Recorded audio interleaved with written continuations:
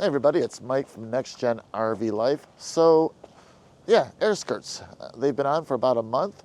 It's starting to snow today, and so I thought it would be a good time to talk about them. But first, let's go back in time about a month when I started the installation of the AirSkirts. Today we are putting AirSkirts on the Grand Design Reflection. So yeah, let's just get to it. My RV is a 2023 Grand Design Reflection 324 MBH. And I have bought the extra large RV skirt kit, high clearance with the extreme insulation bundle. Everything came in a total of 5 packages, 3 large boxes, smaller box here, and then a final box with the Reflectix. First thing I want to say is I've already kind of looked through everything, and one thing I really like is how well everything's labeled. You know, it's a pretty expensive premium kit, and you kind of are hoping for a premium experience, and you can see right away, not only is it telling you what it is, but it gives you pretty clear directions on what the product in each bag is and how to use it and its purpose, etc. And so you find that throughout everything. Everything is well labeled, which I like. Everything was super well packed, and yeah.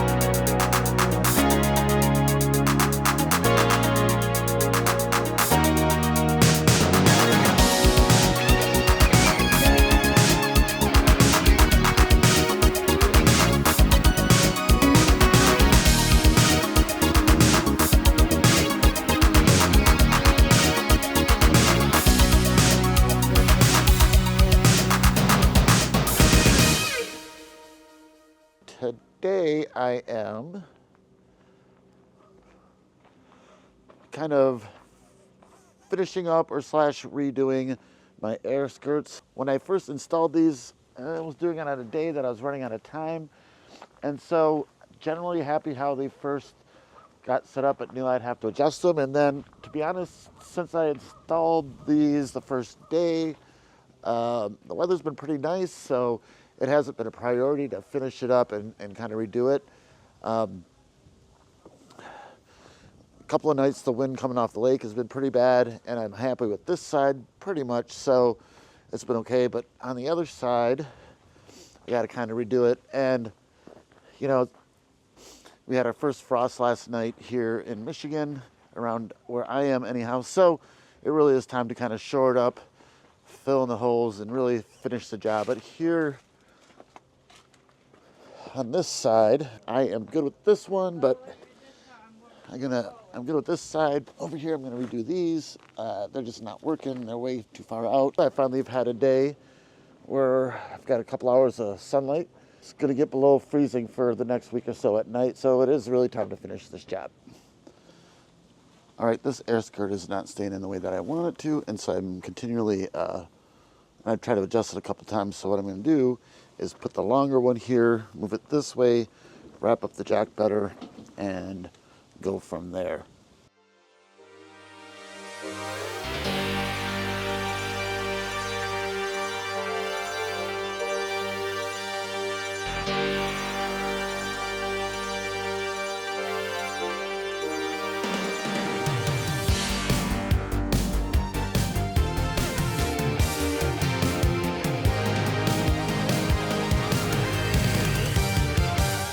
Okay, so right now I am actually happy where the AirSkirts are on the RV. So yeah, I could have sized them a little better. I just ended up getting the extra large kit instead of trying to size it all at once. And yeah, I mean, I'm able to make it work. It's a little weird that it's long on the back end, but that's all right. All right, so let's start with why I got the AirSkirts. As you may or may not know, it is a pricey option, so I've spent well over $3,000 on the entire setup. So For me, there are a couple of reasons. Essentially, even though I live in my RV, my roots are in Michigan. I still work in Michigan. So this is not a one-season thing. I plan on using the AirSkirts over multiple seasons. I just wanted something that was easy to store and that would last for a long time. And, you know, for me also the aesthetics. It just, in my mind, looks a lot better than, you know, some of the other skirting options that are out there. All right, let's talk about the installation a little bit. I found it quite easy to do, actually. Much easier than I thought. It really is simple. Just place, inflate, adjust a little bit. On some of the sharp edges underneath the RV, I just ended up using gaff tape to sort of cover up any of those sharp edges. The kit does provide some nice products inside of it to kind of seal up some of the sharp edges underneath, but for me, I had a bunch of gaff tape and I thought that worked really well. You know, one thing I was worried about is obviously each trailer is different, and you know, this has the leveling jacks and all that sort of stuff, and so I was a little worried about fitting it around sort of all the different things that are underneath the RV, but I didn't find that to be much of a problem either. One of my major concerns about buying it was the durability. You know, it's a lot of money. I want it to last for a number of years, and I was, you know, that was probably my biggest concern. And so far, I've been very happy with the durability. I've had no leaks at all. And I've moved them around a couple of times, like you saw in the video, and inflated, deflated around my area. It's kind of rocky and a little rough, and I cleaned it up a little bit, but I definitely didn't like super clean it. So yeah, I've been super happy with how durable it is. So after a month of use, how does it work? Yeah, it works as expected, and that's a good thing. If you're gonna camp in the winter in Michigan, you really need to make sure you seal up underneath your RV, because the wind whipping underneath your RV is gonna suck all the heat out of your RV, you're gonna freeze lines and a number of problems. So yeah, so no matter what solution you choose, you're gonna have to choose one of them. There's only one aspect that I found to be disappointing with the AirSkirts, and it's the air pump that they provide. The air pump is fine, it's just an air pump, but the hose is cheap and short and keeps falling out. The plastic attachments are cheap and break easy or brittle. So for a month in, so far I'm happy with the AirSkirts.